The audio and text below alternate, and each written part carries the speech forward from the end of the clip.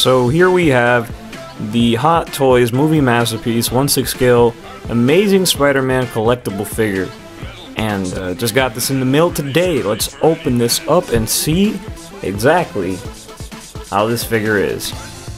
Now, upon opening this box, and if you follow me on Facebook or Twitter, which is at JC77Spiderman, and Facebook would be facebook.com/JC77Spiderman PSN, you would know that I mentioned that the box was very, it reminded me of kind of like a Nike shoebox, or like just shoebox in general, where it was, you open up one half of it and there's another half to it. It just, very weird, because the other Hot Toys collectible figure I have, which is the 1989 Batman, which I will get to in a review soon, was not like that. It was more of a flip open type of thing. But this one, it's not bad of a design. I don't particularly hate it. It's weird to me, but it's not a bad thing. The design is very easy on the eyes. It gives you a nice little pamphlet here before you actually see the figure, with a brief little bio. And of course, the back of the box shows Spider-Man and all the designers who worked on him, which is a nice little bonus. I mean, you can see from right here, if that picture looks anything like the figure, it's absolutely phenomenal. It looks great here, and very excited to see what's on the inside, so let's get to it. And this is the 1/6 scale Hot Toys movie masterpiece collectible figure of the Amazing Spider-Man, and just wow. I am absolutely blown away at just how amazing, no pun intended, Spidey looks. You can see down to the intricate detail on his tennis shoes, all the way up to his spider symbol, up into his eyes. The amount of detail here is just astounding. It actually looks like the lenses that Spider-Man used in the film. And another thing that actually surprises me that they actually got into this costume is web shooters. There's a lot of focus there, but you can kind of see it. I guess you get the point.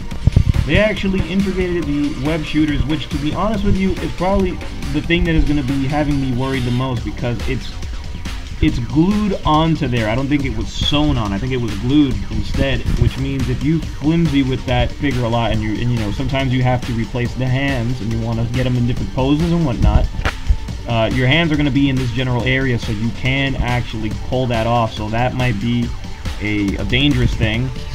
But again, just the attention to detail on this costume is just amazing. It's really good. I'm happy, and Hot Toys always does an outstanding job, but I'm really, really happy with the design of this, especially compared to the bulkier versions of the Spider-Man 3 counterparts, where both versions of the Spider-Man 3 figures, black and red, were both, they had a lot of maneuverability and pose issues because the costume was very restrictive. But with this one, I've had no such dealings with, and I've had my hands on it for a few minutes. Now, there was a lot of controversy with this figure, so to speak, in Japan, because in Japan, versions of this figure would come out and they would have the shoulders falling off. And I have not had that issue whatsoever, so I'm guessing Hot Toys fixed the problem, but that was a very big backlash on the forums and whatnot that, they were having that problem. But I've had no such problem. I'm absolutely adoring this figure just from a viewpoint. And let's just quickly go over some of the other stuff that Spidey brought with him. Alright, now getting to the extra stuff. Spider-Man comes with 5 pairs of hands. He comes with one pair that is, what looks like to be, he's holding a web string on his hand, for those possible swinging poses that you may want to do. He also comes with his patented fisted hands, which every superhero must have, because I've never heard of a superhero that just goes around and pimp smacks people. There's also the lovely wall-crawling hands that he has that are really good for posing, and of course, the 2 relaxed palm hands, which are great. Spider-Man also comes with a Peter Parker face sculpt that you can easily mount onto the Amazing Spider-Man head. Very easy, you just pretty much pull and it pops right off.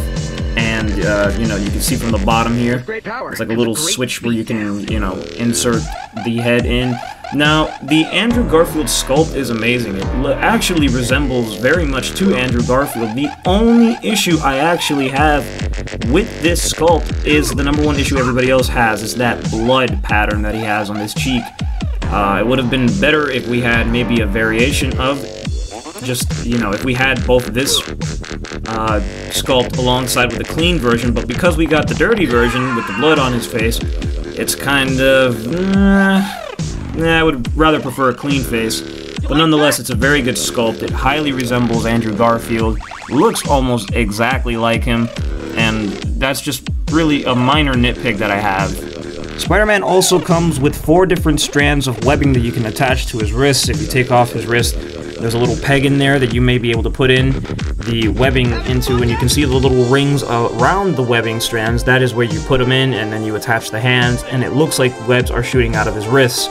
A great little feature, nice little 4 straight webs. I would have liked some variety in them, but there's not really all that much except the tips. The tips are all different.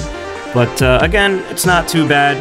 And Spider-Man also comes with extra wrist pegs in case you break them. And just to get a little quick peek of how the Andrew Garfield sculpt looks on the Amazing Spider-Man, it absolutely looks flawless. Great on him. And again, I'm not showing the side with the blood spatter because I'm not a big fan of it. But next up, I'm going to be talking about the articulation on the figure because I think it's one of the most... The finest thing about this figure is just the flexibility that he has and just how nice the suit complements the articulation for this figure. And I really do hope that for the Amazing Spider-Man 2, they kind of follow the same format they've done with this. Because Hot Toys, man, every single time they do a figure, the next one they do is so much better. And you can only hope for that absolute best. So yeah, articulation. Okay, so Spider-Man is a very articulate figure. Despite, you know, you may be thinking otherwise because of the suit restricting him, it doesn't really restrict him all that much. I mean, leg restrictions, of course, you can't make him do splits or any of that because it just will not happen. You will rip the fabric of the suit. And of course, you can't make his arms go way up there, but they can get a good amount. So, Spider-Man, quickly, just to run through the articulation, has full head articulation. He can rotate it, but again, you have to watch the suit. There is fabric in this mask that, you know, it's very realistic. So Spider-Man's looking down, you can kind of see that there's a crease right there that creates kind of that mask-like feel to make it seem like he's actually wearing a mask, which is a credit to Hot Toys. I've never seen that in a figure before except for this one, so that's a cool little nifty feature. You can rotate it side to side, you just got to be careful because this does come out rather easily. And of course, replace it with the head, which also articulates the same way. You can rotate it 360 and side to side. He has shoulder articulation as well, so you can bend them in and out. They're very, very loose, but they're not to the point where it feels like it's going to break. He has 2 points at the elbow, wrist articulation as well, of course. 2 points at the knee, ankle pivots as well. And of course, he has an ab crunch as well, excuse me, forgot about that. And yeah, I mean, there's nothing really else I can say. This figure is probably the most articulate and posable Spider-Man figure you can buy on the market from Hot Toys. Spider-Man 3, both the black suit and red suit, didn't have nearly as much articulation. I mean, yeah, the suits are better. I'm personally a fan of the Sam Raimi suits in comparison to this suit, but I'm personally waiting on the Amazing Spider-Man 2 suit because that suit is just beautiful looking. It's gorgeous. But this isn't a bad suit by any means. I do like the design, I just don't like it in comparison to the others, but man, oh man, Hot Toys, man, they really, really outdid themselves here. So, once again, this Spider-Man figure is probably one of the best Spider-Man figures you'll see from Hot Toys until probably the Amazing Spider-Man 2, if they confirm that within, I don't know how many more months. But yeah, this is just a brilliant, brilliant figure from Hot Toys. It's one of the best they've done. The articulation is great for the fabric that the suit is made off of. He's very posable. It's very true to the movie. The Andrew Garfield sculpt is again one of the best we've seen so far until probably The Amazing Spider-Man 2.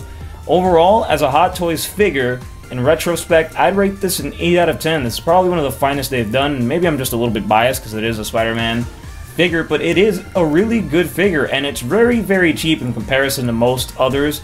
It's only going to cost you roughly around $204 with the shipping included. It's really like $189. I got mine's in Alter Ego Comics. You can also get it at SideshowCollectibles.com. I'll provide links in the description below if you do want to buy them. But once again, this is just an amazing, amazing figure.